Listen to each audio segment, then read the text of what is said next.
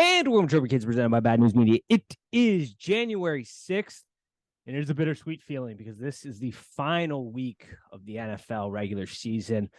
This time of year is just sad as all get out. I mean, playoff football, great, love it, but man, just losing this betting slate just as Ohio goes live, getting football every weekend. We start to head, at least we're not in the dark period yet, which is when all we have is baseball on, but it's getting grim out here. It is. You're starting to get sad, especially, fans like myself. It's the last time I'm going to see my shitty team for basically like 9 months. So yeah, it's a bummer, but at least we get to watch some good football coming up. Hopefully in a couple, in the next few weeks. Yeah, I think we're slated for some very good football. Teams are starting to peak at the right time. Some teams are starting to come on their downhill. We'll talk about all the games. Obviously, some of those games we'll barely touch on. But like always, we are a gambling focused show. We are an NFL, primarily football show. We love the sport, but I think before we get into it, because it is going to be part of the handicapping, we are later in the week when we record this. We record these on Thursday nights. Main purpose, it allows us the ability to get as much information as we can to give you the best bets as possible, but we have yet to really hit on the Damar Hamlin situation, and I don't want to gloss over that because we are going to be talking about things involving that in other games. And it was Monday night was a truly tragic event. Neither one of us have ever seen something like that play out, obviously.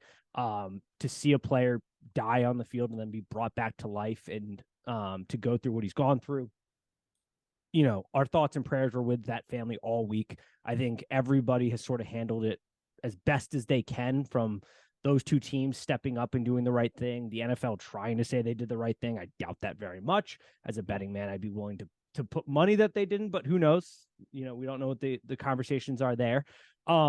This was an unfortunate thing.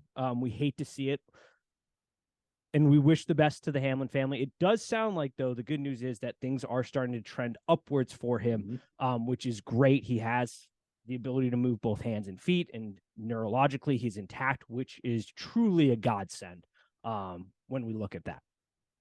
Yeah, I mean, you pretty much said it all very well. That was a very scary thing, but it sounds like we have, all kind of witnessed a miracle. It was pretty wild to see all that. Yep. And shout out to the training staff and first responders who jumped in immediately, performing life-saving CPR. Both teams handling that well. The one thing I will say, and I think it's worth addressing to at this point, is I don't know why people still seem to want to do these in this situation. The only reasonable response to have during that moment was prayers and thoughts for the player. You don't need to be out there virtue signaling. I am a primary heavily gambler on Twitter. My feed is filled with fantasy and gamblers. I didn't see one of them talking about either one of those in the moment, yet I saw millions of people tweeting out, don't be talking about fantasy or whatever. No, just shut up. Give your thoughts and prayers. Take time to think about the player. You don't need to be virtual signaling. And then also, these people that want to blame T. Higgins. Unreal. Bart Scott is just a waste of a seat on ESPN at this part. That was unreal what he did, what other players are doing. This was a freak accident. T. Higgins is clearly shaken up about it. Everybody's shaken up about it. It's the only right thing to be at this point. And so those two responses really kind of grinded my gears. And people just need to realize in these moments, we don't need villains out there. You can just sit there and just say positive things in the situation. You don't have to attack other people in moments like this. And I just wish that unfortunately, we don't have a culture like that, but it's embarrassing to see go around the internet. Yeah, very bizarre response coming from a former NFL linebacker, like an offensive player fighting for more yards. That's pretty standard in football. So I don't see anything that T. Higgins did was wrong. He was playing football. That's what he's supposed to do. He's supposed to continue to go forward. He's going north. That's what you're supposed to do. And, it wasn't even vicious. I mean, nothing really. No. I mean, so I don't know if Bart Scott was just trying to go viral. I don't really understand. He doesn't really need to go viral. He was a really good player. So I very bizarre. I agree. Yeah. And I'll be interested when, Hamlin hopefully makes a full recovery to see what his perspective is on this. I have a feeling it's the same thing. This was just a freak accident. We see it in sports now, unfortunately, more commonly than probably we'd like, but that's just because of social media. This play, there was a doctor on there. He says, stuff like this happens about 30 times a year where somebody takes a baseball to the chest or a football helmet or a soccer ball or whatever, and we have this type of incident. I immediately thought of the Hank Gathers thing or issue in which he passed away, unfortunately, right on the court. We've seen it in soccer recently. This is an unfortunate nature of sports. Humans are trying to push their bodies to the absolute limits and continue to push that envelope. This was not like a perfect hit on an AB situation. So all these people that want to take time to take shots at the NFL, I also think that's in ill taste, because this was just a very routine play that had an unfortunate circumstance. And I have a feeling Hamlin, I don't know the guy, but everybody that's been speaking on his behalf, I get the feeling that he would also like to say that this is a freak accident. T. Higgins is not responsible for this. It happened in a routine play. It's super unfortunate. Our thoughts and prayers are with him. We hope he makes a full recovery. But people that are taking time to use his name in this situation to elevate their priorities and their agenda, that's what pisses me off the most about this. And it's an unfortunate part of our society that comes into it. But that's all I had to say on it. I don't know if you have anything else you would like to address before we. Nope, you said it very well. Perfect. Now, we will try to do our best to talk about those games, but that is going to come up. So we just want to make sure we don't gloss over it at the beginning. We will start with the Chiefs Raiders, though. The line is set at 9.5, over under 41.5. And this game is for all the marbles. I mean, if the Chiefs win this, they do clinch first place. It makes some of the other things irrelevant, which we'll talk about here later in the show. Raiders, on the other hand, are not trying to get embarrassed, but they did show a sign of life last week, which I guess shouldn't have been the biggest surprise. You know, if anybody in that building knows that offense better, it's probably Stidham. I mean, he's been in that offense for so long when he was in New England. We saw them be able to finally attack the field vertically, which is not a great sign for Derek Carr, that through all out the season, you know, Jason Stidham comes in and he looks fantastic and Carr hasn't. This team hasn't had that vertical presence. And the Chiefs, unfortunately, their defense is sort of on the decline. We've thought around this time of year, they start to ramp things up. Patrick Mahomes is playing on an ungodly level, but we are starting to see some cracks in the foundation of the Chiefs. So with that being said, 9.5 is the line, over under 51.5. What do you make of this game and kind of how this could play out? Yeah, like you said, the Raiders, you know, they've shown signs of life. They have a quarterback that knows the offense very well. He's been in it forever. And the Chiefs, yeah, they're one of the best teams in the NFL. They're definitely going to win this game, but historically we've seen they kind of struggle to cover these bigger spreads. They had a recent game against Seattle where I think they won by 14, so that was a big one. But then you look at their wins, they're not really winning by 10 points. So I'll go with Vegas here to cover 9.5, and if that thing jumps to 10, then I really like it. Yeah, I'm with you on that. I think this is a unique spot. I think Vegas has the opportunity here to expose the Chiefs defense a little bit, especially, I mean, I don't think they're going to replicate exactly what we saw last week. I mean, that was sort of an unreal performance by Jarrett. But the ability to have a vertical threat presence is something that the Raiders have been missing all season. And he clearly had that. They didn't coddle him. They didn't hold to his hands last week. They gave him the full playbook, and he went out and he was aggressive, and he showed that he played with confidence. And I think the team had a lot of confidence in him. The things they've been saying this week have been overly positive. And that was, I think, a concern for a lot of people, is because Derek Carr was, you know, for all his flaws as a quarterback in this league, he's beloved in the locker room. He's a good team guy. Guys like playing with him. And so there was a concern as to how would this team react when Carr got benched and for all intensive purposes is no longer probably going to be a Raider, which for the Raiders is really the best situation, because this is an organization that doesn't have as many resources as other organizations, surprisingly. Their ownership group is a little cash strap at times. So they're going to want to unload that Derek Carr contract so that they don't have to be selling off all these assets they have under an auction type situation. So it behooves them to have Jarrett play well. He comes in, plays well, gives the team confidence.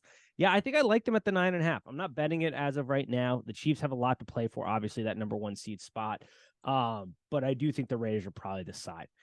A game that has a whole lot of meaning. Tennessee Titans versus the Jacksonville Jaguars. Line is at 6.5, over under 39.5.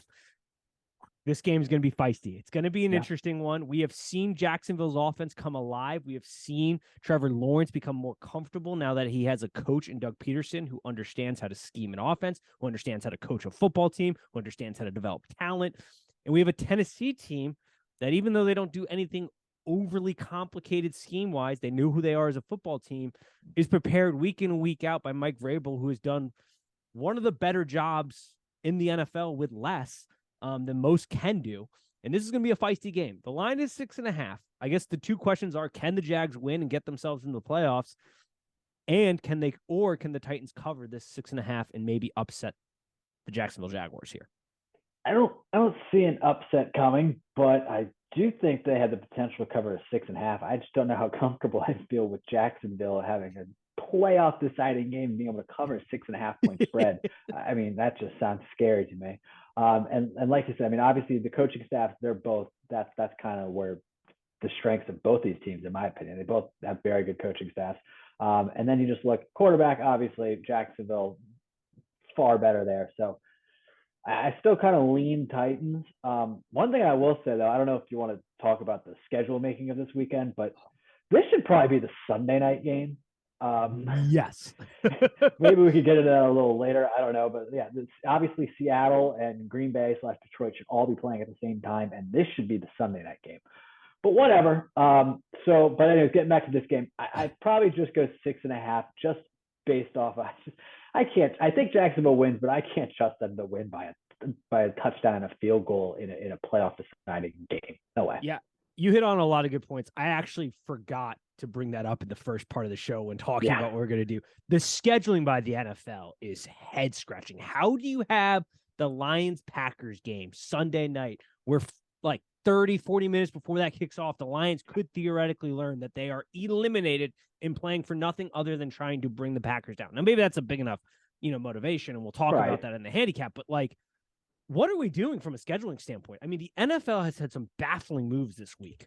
Even considering potentially adding another team to the playoff rotation was why I saw that rumor flying around when they were deciding what to do with the Bills Bengals, which they're ultimately canceling, which I have no problem with. I wish they could play that game, but if the players or those organizations said, hey, look, we don't want to play a game, that's fine. I have no problem with it. If the organization said that, fine. But if you ask those organizations, they're like, we want to play that game because we want to play as many games as everybody else in the league, and we want to have our opportunity to fight for meaningful seeding, then we should be playing that game. Screw media week. I love media week, but like, for once in your life, NFL, stop caring about the Benjamin Franklins and start caring about the people and what's doing right here.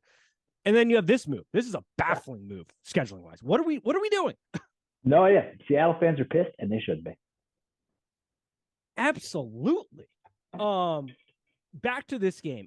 I don't have a great way to bet this from a spread standpoint. I think your point is very good. We've seen Jacksonville when the lights even shine dimmer style, that they sort of crap their pants and pee down their legs a little bit. This is the first time they're playing a meaningful primetime game in, like, I don't know, a decade plus or something, outside of Thursday night, which is the only primetime games they have seen virtually ever at this point. So I am concerned about this. I think a way to attack this game, though, in a way I do like, is looking at the total and potentially passing yard props, because I do think there is an opportunity here for points in this game. Because when I look at these teams stylistically, the Jacksonville Jaguars, while their offense has been ascending, that defense has been descending quite significantly, honestly. In the early part of the year, they were very good, but later in the year, if you haven't been paying attention, they're on the downfall. And I think if the Titans can run their game, run the ball, not put too much on Dobbs, who showed out well in his first week with limited time with that playbook. He's got more time in the system. It's not an overly complicated system. That works well for them. And then Jacksonville, that passing game is going. And one thing we know about the Titans is they can't cover worth a shit. They can't cover the boundary. They can't cover tight ends. They can't cover crossing routes. They can't cover the slot. They can't cover.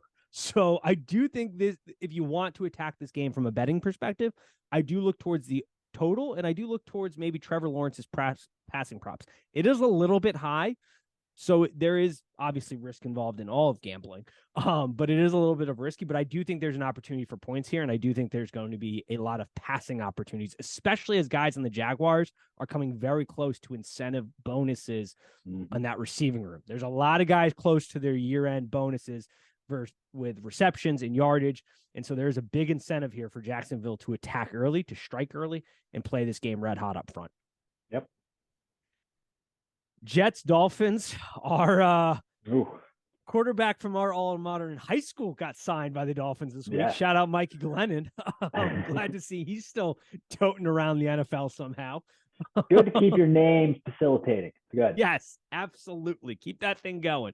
The line's at 2, over under 38.5. Dolphins are favorite. I don't have a lot on this game. I think we hit it weeks ago when they made the play for Chubbs. This wasn't a Super Bowl all-in type of team yet. This was a borderline playoff team. They're not going to make the playoffs. We called it exactly correctly. And so I don't have a lot outside of that. I also think Mike White, people need to pump their expectations here. Yeah. You just got done watching Zach Wilson and Joe Flacco play. Of course, Mike White's going to look good. That'd be like me offering you dog food, cat food, and then a broiled chicken, steamed chicken. Yeah, that's going to look pretty good. No seasoning on it, but yeah, that looks a lot better. A lot better. That's kind of what we got here. So I'd pump the brakes. He's played well, but let's maybe pump the brakes. That's the only thoughts I have on this. Yeah, I mean, I would agree with all that. I mean, we know they're a slightly different team with him, but not like the elite team or anything like that. So yeah, I don't have a ton on this. I would just maybe lean Dolphins just because they have more playmakers. So I would lean that, but probably not a game I'm going to bet because both these teams really want to lose anyway. So yeah, exactly. And I think Jets fans, the solace you have here is things are heading in the right direction. And Miami, things are heading in the right direction. Oh, no doubt. 100%. You know, you need a quarterback for the Jets and you need to keep Tua healthy. Which is really, and then you guys are kind of cooking. Jets, I think your biggest scare this offseason is picking up Derek Carr because I can very well see you making a play for that. Yeah. I'd maybe look 2 years ahead and maybe take an L next season and go after Caleb Williams in the following draft, but see what the draft offers you, see what's out there. And then Dolphins, I mean, I'm not a doctor, but I don't know why Tua isn't wearing that collar that was developed here in Cincinnati to help with concussions. At this point, you got to be doing everything you can to try to stay healthy. We'll see what happens there. It'll be interesting, but yeah, I'm with you. Leaning Dolphins probably on that game, but I'm not putting money on that. Yeah. Browns Steelers. This game has some potential meaning. The Steelers are not completely out of contention, especially if the NFL adds an extra playoff game. Yeah. They could sneak right in the back door. More importantly, does the trend continue for Mike Tomlin? Is he continued to be allergic to losing seasons? Because this is the potential to put them over the top. They are playing the Browns. The line is 2.5. Steelers are favored over under 40.5. What do you got for us on this one? I don't know. This one's tough because Steelers is that we were saying it last year. Please let's not have this team make the playoffs. And I'm thinking that's the same thing this year. I'm like, oh my gosh, please let's not have this team make the playoffs or anything. And then I'm probably just feeling a little biased towards the Browns right now because I mean my team. I just watched them just dominate my team. I mean, Deshaun. I said I didn't think Deshaun would have a good game, but I said he could be due for one, and he kind of did. Although I will say the first half, it was one of the worst quarterbacks. He looked terrible. So I don't know. It's tough to say. Like Cleveland kind of feels like a team like where obviously you don't need a win because they're not going to the playoffs, but they almost feel like they need a win to just carry some sort of momentum because they maybe like Deshaun could use it just because, I mean, I think that guy needs some sort of confidence. I don't know if they'll win the game, but I do have them. I'll probably take it at plus 2.5. I don't buy into this Steelers team. I really don't. Yeah, I think just like last week, how we talked, there's the bet here is to maybe throw one of these teams in a teaser. Last week we had, the Steelers in a teaser bet. I think this week, the really only value is teasing the Browns up past the 7, getting them through the 3 and 7, which are key numbers. Because I don't know if I'm buying them to win this game. I think the things that worry me is, yes, I think people are buying a little bit more into the Watson performance. He didn't look great in the first half. Sure, he looked a little bit better in the second half, but there was also problems with the Commanders there. Blown tackle on Amari Cooper, 2 blown coverages that led to some big plays. Now, granted, he hit those plays. His hands didn't get sticky and, throw a wild goose ball. But Carson Wentz also, I mean, Good God, we're going to get to that whole shenanigans and deal because your team, I'll let you rage there. But we can talk about that. I'm going to rage out as well because I had second half embarrassment for that fan base that I have many friends a part of, including yourself.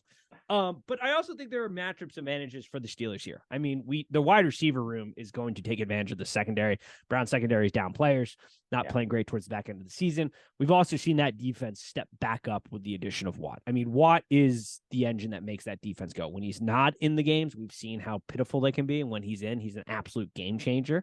It's why I think defensive guys deserve more credit towards the MVP candidate, because just look at the impact that these dudes make defensively. TJ Watt out versus when he's in on this Steelers defense.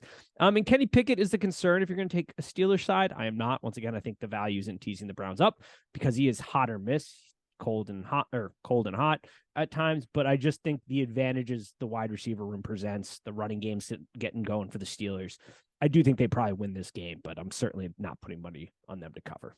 Yeah. Texans Colts over 38, line 2.5.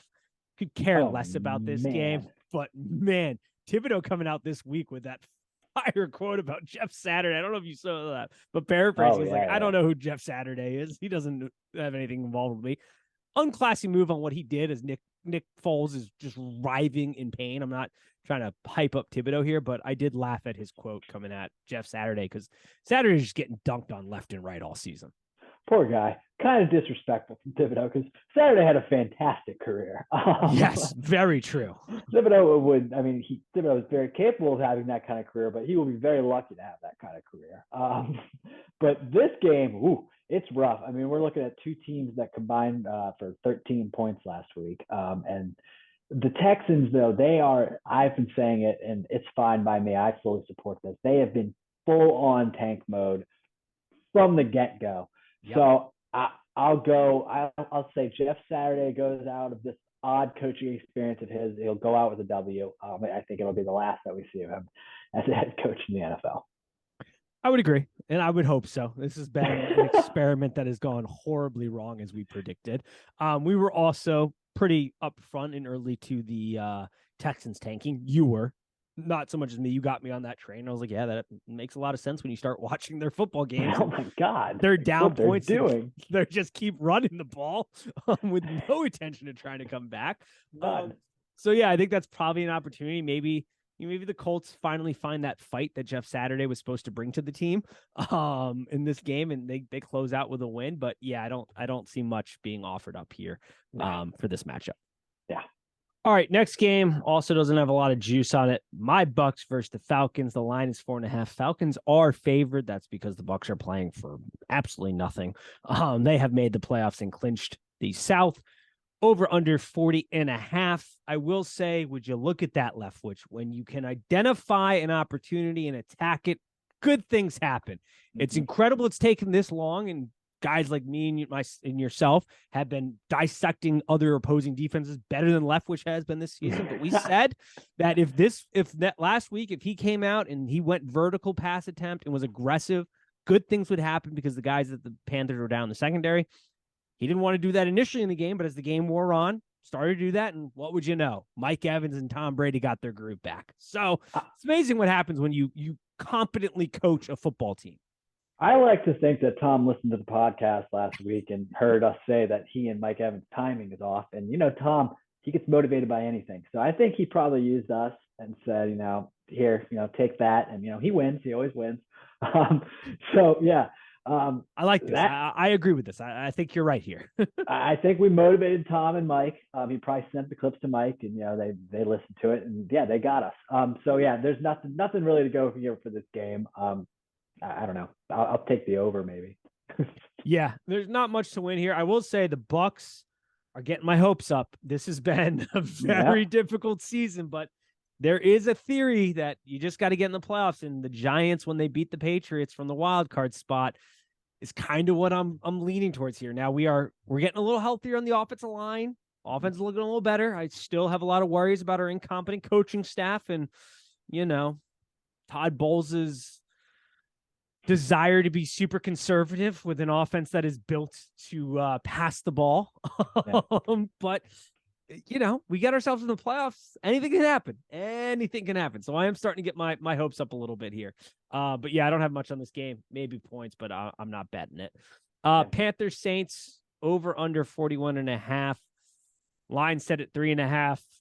There is a future bet on the line here. If the Panthers win this, then the Trophy Kids cash another future ticket. If you followed it on me, with Panthers over 6.5 wins, they are currently sitting exactly at 6. Things did not go as planned this season. I believe they're at 6. Let me make sure I'm not making that up, but I'm like 95% sure. That's all right. So lot on the line here personally for us, but not so much for these ball clubs. Do you have anything on the line here for this?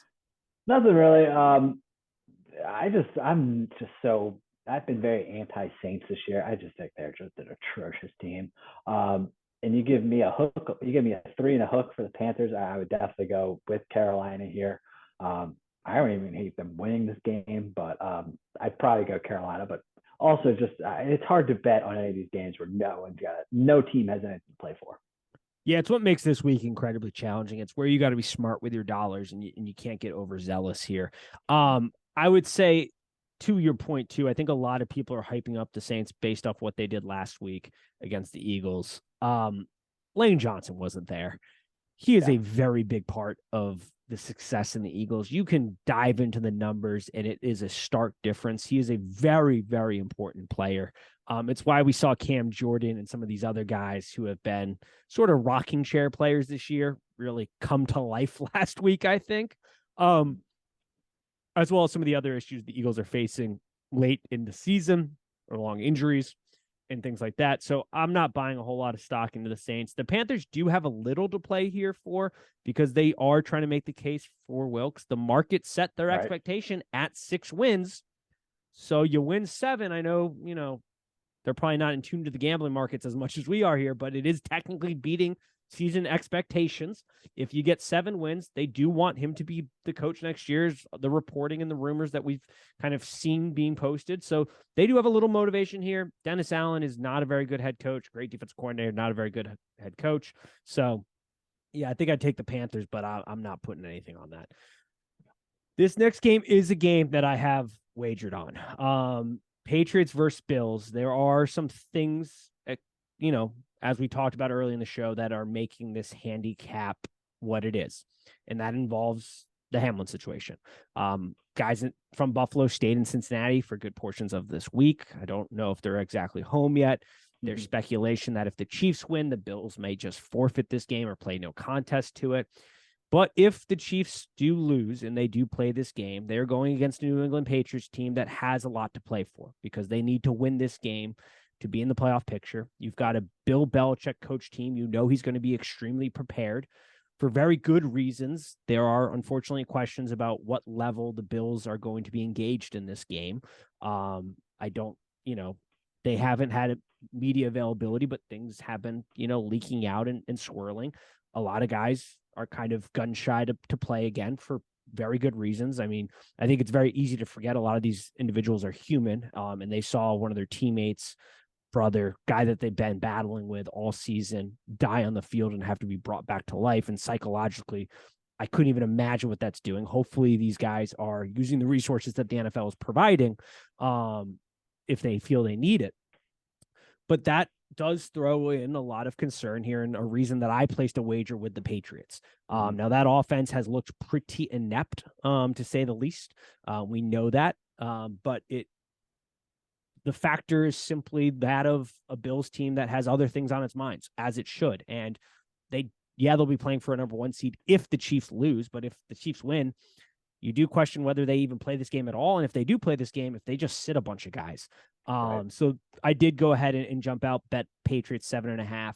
I'll probably bet them again at 7. I think this number is gonna move a lot as that Chiefs games unfold. So that's kind of the evaluation I have for this game. Yeah, I kind of have that same evaluation. Just a lot going on for those Buffalo players, and what they saw is just got to be just absolutely horrifying. I mean, none of us thankfully saw a close up of what was going on. Yeah.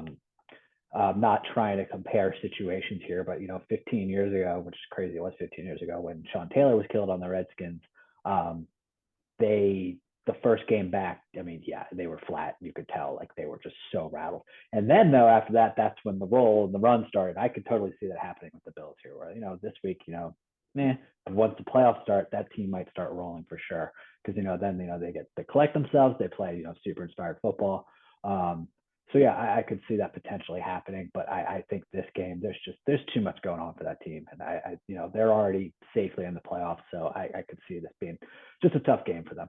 Yeah, I agree. And that's sort of why we went out and I did place a wager on the Patriots. It's why we made that evaluation. And I kind of agree with you. I think this is going to be one of those situations where It's going to be hard to get back on the field. Players have to make that determination for themselves. I do think it's like once you get back on the field, now that you know the progress that's been made, the recovery that's happening, it's kind of one of those things where, when you first strap up, anybody who's played football from youth level to the NFL, it's, coming back from summer, that first kind of practice, those first kind of getting back into the rhyme, and then you kind of get the machine going. But yeah, that first time back's a little flat. You need to kind of hit again, unfortunately, and play a physical game to kind of get that mentality back. And I think right now it's probably a little too soon for that. Oh yeah, it's crazy the impact that's had. I mean, I'm sure you probably will feel the same way, but it's football, so we'll see an injury. The first injury we see on Saturday, I'm going to be like, oh God, it's going to be scary for a second, and then we'll be like, all right, it's football. They'll get up and they'll more than likely be totally fine,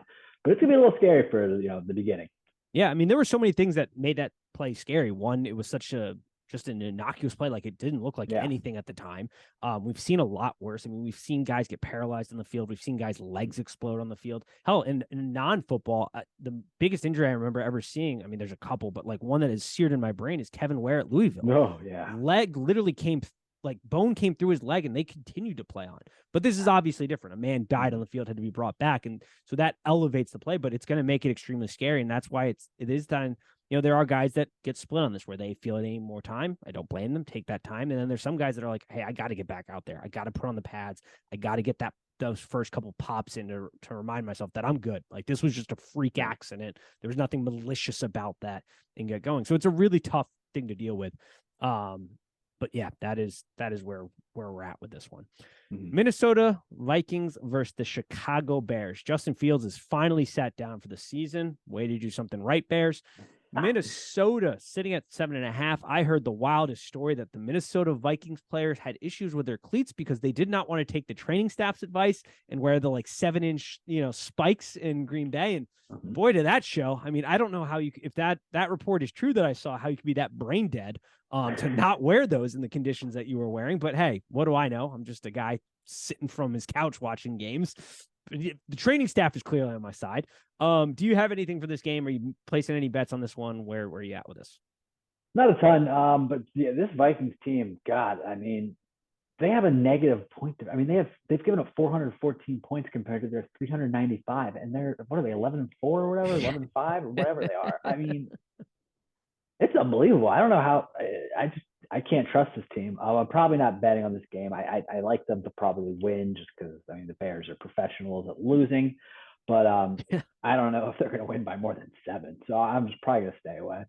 They are professional losers. But I will say, when we talked about the Claypool decision, smart move in the hindsight, because you now know you don't want to re-sign him. Like, he has done a big nothing burger, but that's a hell of a lot better learning that now than going and getting him in the free agency and overpaying him, which is the argument I made when everybody was mad about that trade. I was like, hey, look, you're either going to overpay right now with a pick and the compensation they give, or you're going to overpay for him in free agency. At least now you get to see what he's worth. And not a whole lot of dollars is what I'm gaining there.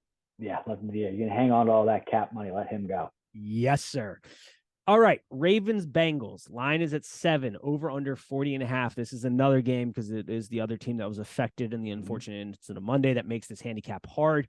Joe Burrow, the voice of this team, the leader of this team, the good pulse on this team, even this week, and I'm paraphrasing, essentially said, if you polled this team, I think there would be a lot of guys that it's too soon to get playing, and then there's guys like myself that need to get back out there to kind of put it past them and get going again. And that makes it tough for this game, especially a game that means a little less to the Bengals now because they don't have the result from Monday night to potentially get them a 2 or 1 seed.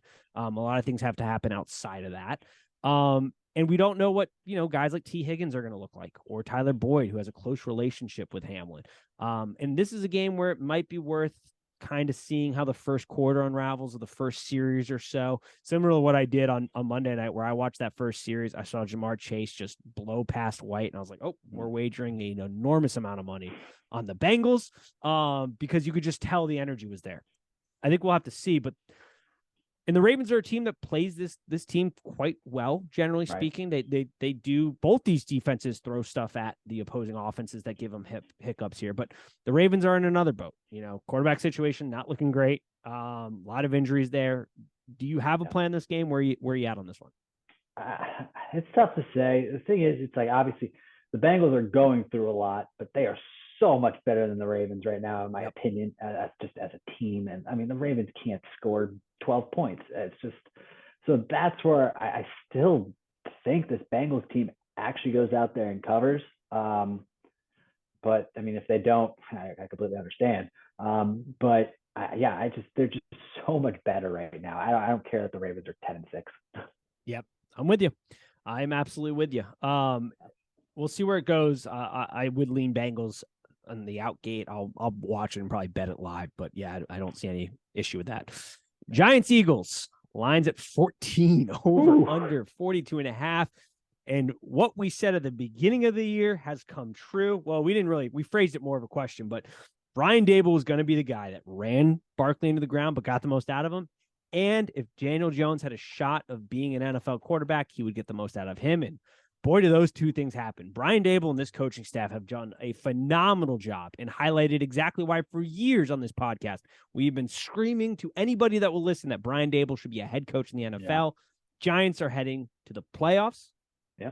This is big news. Now, I think Brian Daboll, I don't think he's going to get it, but I do think there's a strong argument for coach of the year because I don't know if there's a guy that's done more with less. I mean, you look at this roster, this is not a good roster. It's one of the worst rosters in the NFL, and yet they're playing well.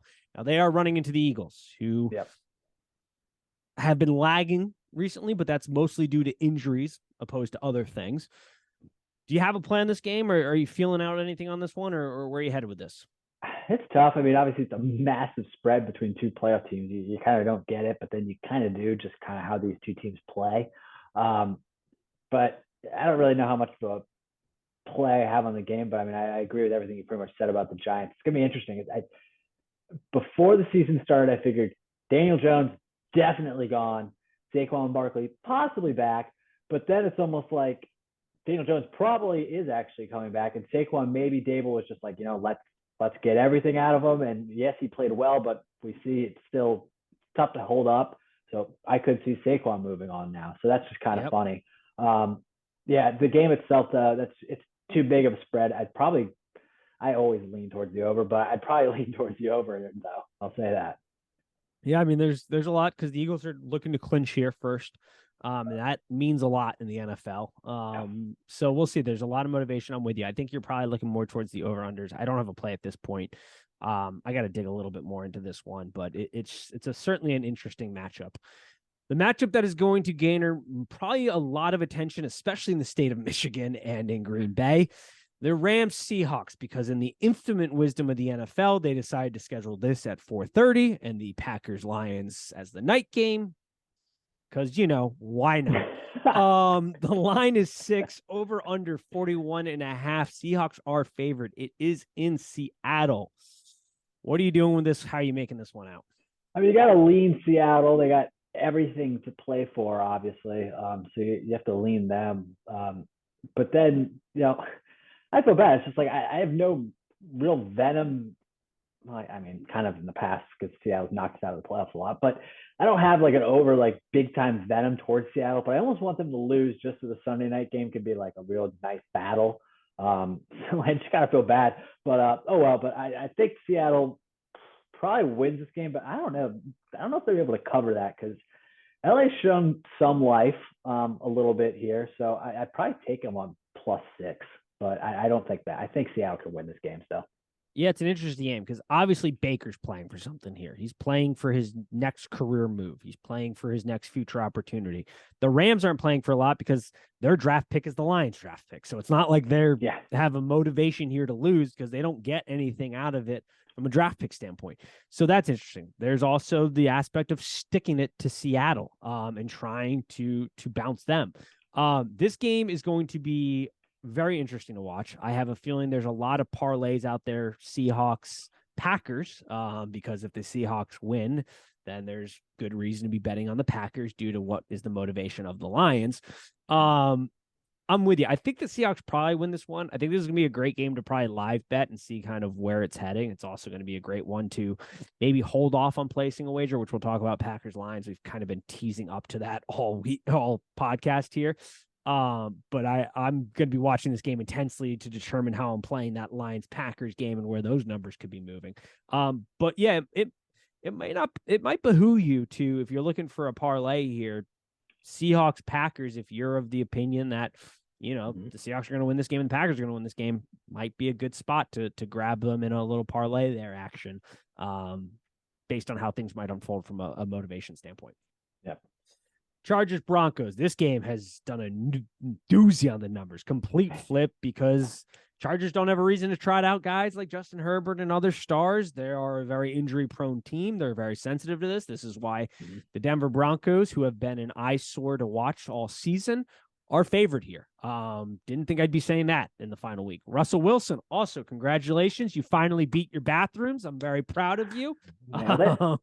Took you into a week 17, but hey, good job in bathrooms. Hell of a fight. I didn't think you had it in you to drain that out to 17 and a half.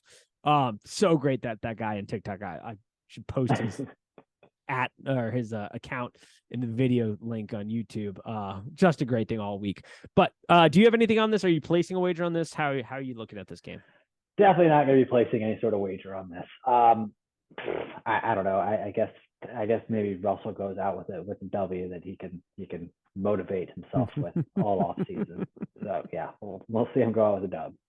Russell needs to go back to corny Russell. That's the real problem. He's trying to do this cool Sierra, look at me, Russell. He needs to go back to Hawaiian shirt, oversized jeans, and those Monarch shoes, and get back to that kind of Russell. The Russell we knew at Wisconsin, to get his real true inner Russell going. And that's how he makes his comeback, I think. This kind of all cool vibe, not working. Completely agree. Just needs to ditch it. It's also not great to be like, God works through me. It's like, well, then God hates you because you're playing like ass. Like, he clearly doesn't like you as a football player. That whole bit. That's not happy right now. Yeah. There was a side story on New Year's Eve. There was the person hosting the party wanted to do a Jersey themed party. A couple Denver people were there, and the amount of times Broncos country, let's ride, was shouted at the top of our lungs was an astronomical amount. Those poor people. Before midnight, they both took off their jerseys. I do the same thing. Oh, it's hilarious. Great. Oh, those poor people. Literally the joke of the NFL pretty much all season. Yes. The butt of every joke. Oh, that's fantastic. All right. Cardinals 49ers. Doozy for the Cardinals. Talk about a team just limping to the end of the season. Like, no team has wanted an NFL season to end sooner than I think the Cardinals. Like, put them out of their misery. Going up against one of the most dangerous teams in football right now. They weren't as buckled up as you'd like to see last week defensively for the 49ers, but Kyle Shanahan is showing why he is one of the premier coaches in this league because of what he's doing with a third-string quarterback. Over under is set at 40.5. Are you playing this game, or are you kind of leaving this one alone, like so many on the board? Because it's a weird week. Yeah, it's definitely a weird week. Probably going to be leaving this one alone. I mean, I don't know what the Cardinals team total is. That's something I'd look in and placing the under on. But that would be pretty much all I'd really be very interested in this game. Yeah, it's a rough one. Yeah. To say the least. All right. Let's get to it. Commanders Cowboys. Lines at 7. Over under 40.5. I will let you take the floor with anything you'd like to say before we dive into this game about what was truly just a baffling performance last week. I mean, yeah, it was awful. Ron Rivera he's just the most bizarre. He's the most bizarre coach I think I've ever had. We've had here in Washington. We've had some very bizarre ones. Just his decision. He just never seems to have any sort of plan or any sort of direction or anything. Like, for example, this week he initially said that Taylor Heineke was going to start the first half, and then they're going to move on to Sam Howell. And there was uproar, and reporters were just like, "Oh, why?" And then Ron has a Twitter, and he sees everyone on Twitter bashing him, and he's just like, "Oh, never mind. We're going to let Sam Howell play the whole game. We're having to be our starter." I don't really understand why. Maybe it's because I don't know if you know this. This is actually insane. We in the last 5 seasons, going back to 2018, we've had 3 starting quarterbacks every single season. I'm going to name them. Let's go. Mind blowing. I'm going to name them right now. you'll hear some repeats because obviously we have some players, staying on the team. But so 2018, Alex Smith, Colt McCoy, Mark Sanchez, Josh Johnson. 2019, Case Keenum, Dwayne Haskins, Colt McCoy. 2020, Haskins, Kyle Allen, Alex Smith, Taylor Heineke. 2021, Ryan Fitzpatrick, Taylor Heineke, Garrett Gilbert. 2022, Taylor Heineke, Carson Wentz, and Sam Howell. We have had 28 different starting quarterbacks in 23 seasons. Oh, man. You guys are going to start to have that Browns jersey going for the Commanders here. Oh, yeah, we got it. We got it. Trust me. It is a nightmare. Nightmare over here. Yeah. And there's talent all over the offense. Just give me a good quarterback. And the team, I mean, it's incredible how well this team could do with a better front office, better ownership group, and just a quarterback and a better coaching staff. I mean, there are some things that need to change. Yeah. Could be changing this offseason. We'll see what happens. One can only hope. We got to hope that this is Dan Snyder's last game game ever for Dan Snyder. We got to hope. And just quickly, just looking at this game, I go Dallas -7 all day. Yeah, Dallas is playing for a lot here. I was shocked watching that game that Carson Wentz was still in the ball game late. No, yeah. And then I learned, oh, wait, the head coach doesn't have any clue that the team could be eliminated from the playoffs if they don't win. Don't forget that. My God, is that something you quietly maybe tell to your best friend via text 2 years later? Like, hey, I was coaching that game and I had no clue we were going to be out of the playoffs. But that explains a lot of no sense of urgency. Starting Carson Wentz was a bit of head scratcher because what we know so far is that Tyler Heineke may not be the biggest upgrade talent-wise compared to Carson Wentz. He's a hell of an upgrade when it comes to team morale and the ability to think that you could win a game and be dangerous and to push the ball and not just throw 3 mind-numbing interceptions. One of the most baffling things I've ever seen from an NFL head coach and just an organization as a whole. I was pissed for you guys. Dinosaur Ron. I don't know what to tell you. I mean, you're in group text with me. One of our friends texted and actually asked the scenarios. Bam. I laid out like the 3 scenarios. Ron had no idea. No clue. He's at the park. He's in the office. He's in the building. He had no idea. Head scratching, baffling. Yeah, I think the Cowboys are the move here. I have a feeling Sunday could go very bad. Things are already been rough for the Commanders locker room this season. At one point, there was rumors of a mutiny on the defensive side of the ball with how that was going early in the season. The offense has no real direction. They're playing uninspired football, even though there's loads of talent all over the place on this roster. This is one of those franchises that, man, if they could draft a quarterback or go out and get a quarterback, a head coach, and a new ownership group, you'd be cooking with oil. But that's asking for some things. But who knows? Maybe it'll happen this offseason. But yeah, I think the Cowboys are the side. They are playing for something. There is motivation there. And I do just wonder what we're going to see out of Washington this week. And I have a feeling Sam Howell may have a rough introduction because I do feel like Micah Parsons is going to welcome to the NFL in a very rude and abrupt way all game. I think so too. The only thing that is good about Howell is he is very mobile. This is true. He can scoot. This is very true. He's going to need to. Yes, that he will be. Lions Packers last game. Over under 49.5. The line is right now at 4.5. This has been moving. There have been some battles with this line. This line is going to move a lot during the Seattle game, I think.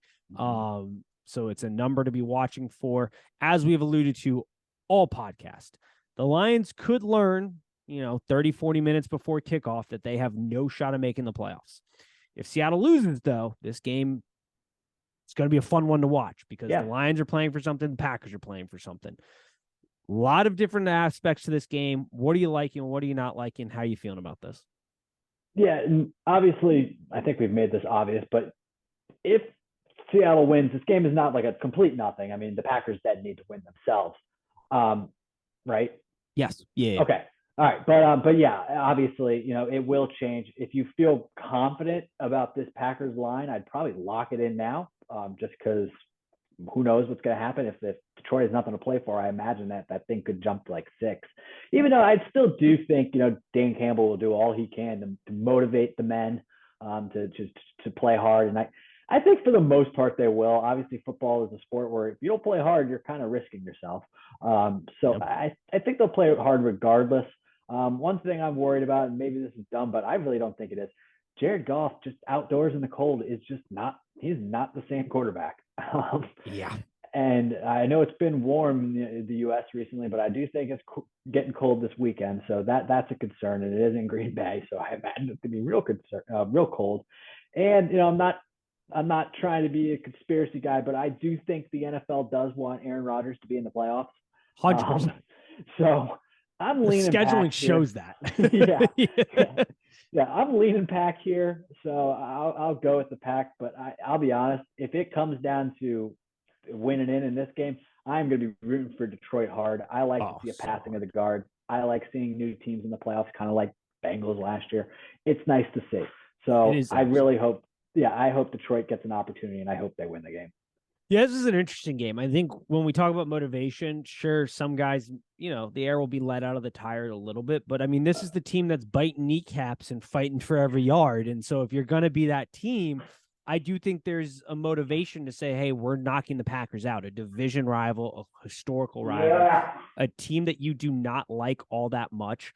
And then when we look at this from an actual game standpoint, if there's stuff to play for, this becomes interesting because you pointed out, and it's perfect. Lions do not have the advantage from the passing standpoint. Jared Goff is not great in the cold. He's not great away from home. The splits are what they are. He's been serviceable this year, though, compared to other years where he's been an absolute disaster. But you can attack the pack through the ground game. Now, the Lions have been struggling there a little bit, even though they have an elite offensive line. You have to trust the backs because the Packers' whole philosophy is to play with the lead. They've built this defense to protect against the pass, to protect the boundaries, protect the middle of the field, so that when they're playing with the lead, they can protect that lead. So you got to play your brand of football there. And then it's going to be interesting offensively. I think a lot of people are keying in on that early matchup that they had. This is a completely different Packers offense. Watson is finally going. And that is huge. He's a guy that has now shown that he is an NFL caliber wide receiver. He's really hard to contain for a full game because he has lightning speed in his feet. The wide receiving core has come together. More importantly, Rodgers and McFleur, are doing what they always do. I think I still said LaFleur. My God. It's late. We're running at 53 minutes. I'm already not the best. You have to realize I was sweating at the early part. Like, I'm going to mess up Hamlin's name. I'm going to mess it up. Just not very good. But Matt and Rodgers are doing their thing late in the season where they're finally on the same page. They understand the team they have. They understand what they can do, what they can't do, putting in fun wrinkles. It's moving. This is going to be a very fun game if there's something to play for. I do think Dan Campbell still gets them motivated. I think I'm going to like the Lions a lot more because I think this number is going to grow to like a +6, like you were saying, depending on where that moves. And then I really like the Lions because I do think they'll have some motivational factors. So I like your philosophy if you like the Packers grabbing it now, but this game has a lot of interesting dynamics. It's going to be fun. This is going to be really important to be following the social media at Trophy Kids Pod. We're going to be giving out a lot of bets depending on how things are breaking throughout the games in the week. So this is one game that will certainly get posted depending on how things play. So make sure you're following there. But that's how I feel about this one and this week. Anything else before we wrap this up or that we missed? Yeah, I would just say the best thing that, the Lions could do is try to get out early, get Aaron Rodgers mopey. Get him mopey and you'll be good. Oh, yes. Get him fiery, get him mopey, and you'll be just all right. You'll quit. All right, that does it for us. The next time you speak to us, we'll be talking playoff football. That is when the bet gets real good. The breakdowns get a little bit more comprehensive. It's going to be good stuff. We hope you guys have a great week. And as always, peace.